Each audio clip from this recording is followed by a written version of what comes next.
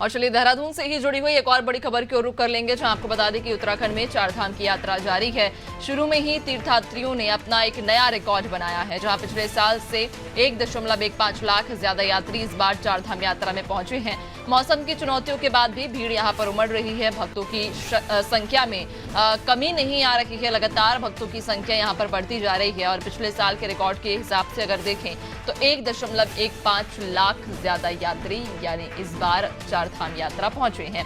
दर्शन के लिए तीर्थयात्रियों की लगातार भीड़ उमड़ रही है, जिसको लेकर तैयारियां भी पूरी हैं। 5 दिन 2.5 लाख से ज्यादा जो भक्त हैं, जो श्रद्धालु हैं, वे दर्शन कर चुके हैं। यानी कि 5 दिनों का ये आंकड़ा सामने आया है, जो कि बेहद ही ज्यादा ही आंकड़ा है वाकई, जहां 2.5 लाख से ज्यादा जो श्रद्धालु हैं वो दर्शन अभी तक कर चुके हैं। उत्तराखंड में चारधाम की यात्रा जारी है और इसी बीच में जहां आपको बताते चले कि 1 लाख से ऊपर श्रद्धालु इस बार ये आंकड़ा जो पहुंचा है कि 1 लाख से ज्यादा श्रद्धालु इस बार आए हैं। यानी कि पिछले बार के हिसाब से अगर देखें, पिछले साल के मुताबिक इस बार 1 लाख ज्यादा श्रद्धालु आए हैं। 5 दिन की यदि बात करें हम, तो 5 दिन में अभी तक जो आंकड़ा सामने आया है वो 2.5 लाख श्रद्धालुओं का है। 5 दिन में 2.5 लाख श्रद्धालु अभी तक चारधाम यात्रा कर चुके हैं और दर्शन भी कर चुके हैं। आपको बता दें कि मौसम की चुनौतियां भी यहाँ पर बढ़ी हैं, लेकिन ऐसे में श्रद्धालुओं की भक्ति पर कोई असर नहीं पड़ रहा है। मौसम की मार श्रद्धालुओं की भक्ति को कम नहीं कर रही है, क्योंकि जो श्रद्धालु हैं उनका आंकड़ा लगातार बढ़ता जा रहा है। ज्यादा जानकारी लेंगे, हमारे साथ सहयोगी सोनू बने हुए हैं। सोनू, चारधाम की यात्रा शुरू हो चुकी है और 10 तारीख से चूंकि यात्रा शुरू हुई थी, आज 15 तारीख है, 5 दिन गुजर गए हैं। श्रद्धालुओं में कैसा उत्साह है इस बार चारधाम की यात्रा को लेकर, क्योंकि ये कहा जा रहा है कि इस बार जो आंकड़ा है वो पिछले रिकॉर्ड को तोड़ने जा रहा है। देखिए, सभी श्रद्धालुओं में, सभी भक्तों में जो तीर्थ यात्रा करने के लिए उत्तराखंड का रुख कर रहे हैं, उनमें जबरदस्त उत्साह देखने को मिल रहा है। और यही वजह है कि जो यात्रियों के पंजीकरण का आंकड़ा है वो दिनों दिन बढ़ता जा रहा है। और अभी तक का आपने जिक्र किया नैन्सी, जो अभी जब से यात्रा शुरू हुई है आज तक बहुत ज्यादा समय नहीं बीता, और ऐसे में बड़ी तादाद में श्रद्धालुओं के दर्शन करने की जो संख्या सामने आई है, इससे आप समझ सकते हैं कि श्रद्धालुओं में जो आस्था का भाव है वो कितना ज्यादा नजर आ रहा है, क्योंकि लगातार यात्री जो हैं वो पहुंच रहे हैं।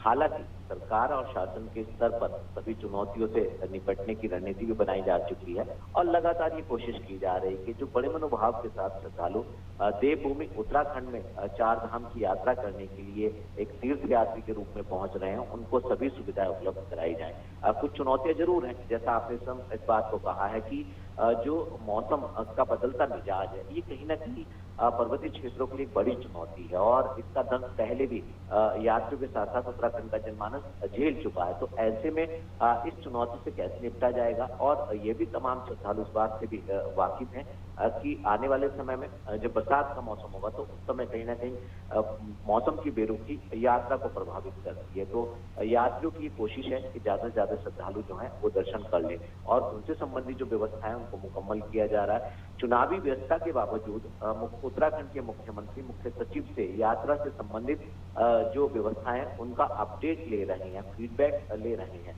आप समझ सकते हैं कि सरकार कितना गंभीर है। और इसके अलावा कहीं पर कोई भी यात्रियों की शिकायत आ रही है तो उसका तत्काल कैसे निस्तारण किया जा सकता है, क्योंकि जो एरिया है वो सीमित है और ऐसे में बड़ी संख्या में जब श्रद्धालु पहुंच रहे हैं तो कहीं ना कहीं व्यवस्थाएं थोड़ा बहुत जरूर प्रभावित होती है। हालांकि जो मुख्य सचिव है वो लगातार अधिकारियों को दिशा निर्देश दे रही हैं, मॉनिटरिंग कर रही हैं और अपडेट भी ले रही हैं। मुख्य सचिव के कार्यालय को इस बात की कुछ शिकायतें प्राप्त हुई थी कि जो ड्यूटी पर तैनात चारधाम यात्रा से संबंधित अधिकारी कर्मचारी हैं वो यात्रियों के फोन पिक नहीं कर रहे हैं। तो ऐसे में मुख्य सचिव ने सभी ड्यूटी पर तैनात सभी विभागों के संबंधित अधिकारी कर्मचारियों को पत्र लिखकर ये दिशा निर्देश दिए हैं कि यात्रियों की सुविधा को प्राथमिक तौर पर ध्यान रखना होगा, उनका ख्याल रखना होगा, उनका सहयोग करना होगा, फोन उठाने होंगे।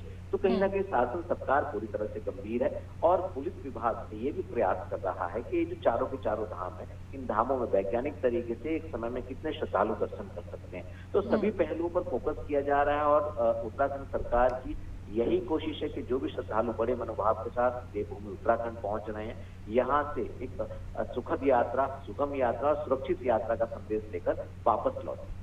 बिल्कुल सोनू, लेकिन कहीं ना कहीं चुनौती वाकई बड़ी है इस बार, क्योंकि श्रद्धालुओं की जो संख्या है वो लगातार बढ़ती जा रही है और हर बार हर साल के जो रिकॉर्ड हैं वो इस बार टूटने वाले हैं श्रद्धालुओं के पहुंचने के। एक खबर भी अभी सामने आई थी हाल ही में कि जो लाइन थी श्रद्धालुओं की वो काफी लंबी थी, 10 किलोमीटर लंबी लाइन थी, जिस वजह से कई श्रद्धालुओं की मौत हो गई है। अब ऐसे में क्या व्यवस्थाएं हैं, चूंकि समय पर दर्शन हो वो भी बहुत जरूरी है। इसके अलावा जो श्रद्धालु हैं उनकी सुरक्षा और उनके स्वास्थ्य की जो पूरी जिम्मेदारी है वो प्रशासन की रहेगी। अब ऐसे में क्या आपको लग रहा है कि क्या कुछ बदलाव की भी जरूरत है? देखिए नैन्सी, जो आप जिसका जिक्र कर रहे हैं बहुत महत्वपूर्ण है, क्योंकि कोई भी श्रद्धालु जब दर्शन करने के लिए पहुंचता है तो वो दर्शन करने के बाद वापस सुरक्षित पहुंचे, वो इसी मनोभाव के साथ यहाँ पहुंचता है। और जब कोई भी श्रद्धालु जब यहाँ के मौसम की चुनौतियों से कहीं ना कहीं जूझता है, तो उसके बाद हमने देखा है कि केदारनाथ और यमुनोत्री धाम, ये दो ऐसे धाम है जहां पर यमुनोत्री धाम की हम बात करें तो पैदल मार्ग है, और केदारनाथ में 19 किलोमीटर का लगभग पैदल यात्रा होती है। तो ऐसे में चूंकि केदारनाथ के परिसर की अगर हम बात करें तो यहाँ ऑक्सीजन का जो लेवल है वो भी कम माना जाता है। तो ऐसे में श्रद्धालुओं को बार बार उनसे ये अनुरोध भी किया जा रहा है, ये अपील भी की जा रही है कि मौसम का अपडेट ले लें और यहाँ की भौगोलिक परिस्थिति के अनुरूप गर्म कपड़े जैसी जो व्यवस्थाएं हैं, जो किसी भी श्रद्धालु को अगर कोई किसी भी तरीके का कोई रोग है तो उसका जो उपचार चल रहा है उसकी पर्याप्त दवाई लेकर के साथ आए और अपने चिकित्सकों से परामर्श लेने के बाद ही पहुंचे। क्योंकि जब हम देखते हैं कि हृदय गति जैसी जब किसी को कोई समस्या होती है तो इसके लिए सरकार और शासन स्तर पर व्यवस्थाएं तो की गई है। तत्काल राहत पहुंचाने के लिए न सिर्फ हेली एम्बुलेंस की व्यवस्था की गई है, बल्कि स्थायी तौर पर बद्रीनाथ, केदारनाथ और अन्य धार्मिक स्थलों पर चिकित्सालय भी स्थापित किए जा रहे हैं और अतिरिक्त संख्या में जो डॉक्टर्स हैं उनको भी तैनात किया गया है। और स्वयं जो उत्तराखंड स्वास्थ्य विभाग के जो सचिव हैं वो ग्राउंड जीरो पर भी पहुंच रहे हैं और लगातार मॉनिटरिंग भी कर रहे हैं। बावजूद इसके उद्देश्य सबका यही है कि जो यात्री यहाँ पहुंच रहे हैं वो सुरक्षित यात्रा करने के बाद वापस लौटे। तो इस पर कोशिश यही की जा रही है। आपने यमुनोत्री का जिक्र किया, यमुनोत्री में हाल ही में कुछ श्रद्धालु थे जिनकी हृदय गति रुकने से उनका जो निधन है वो हुआ। हालांकि हमने स्वास्थ्य सचिव और स्वास्थ्य मंत्री से भी बातचीत की, उनका साफ तौर पर ये कहना था कि जो श्रद्धालु आए थे उनको हृदय गति के कारण ऐसा हुआ और उपचार में कहीं किसी भी स्तर पर कोई भी कहीं भी ऐसा नहीं है कि व्यवस्थाएं नहीं है। तो व्यवस्थाएं की जा रही हैं और की जा चुकी हैं। बावजूद इसके अगर जब अस्पताल तक पहुंचेंगे ही नहीं अस्पताल तो कहीं ना कहीं इस तरीके की जो व्यवस्थाएं और बेहतर होनी चाहिए।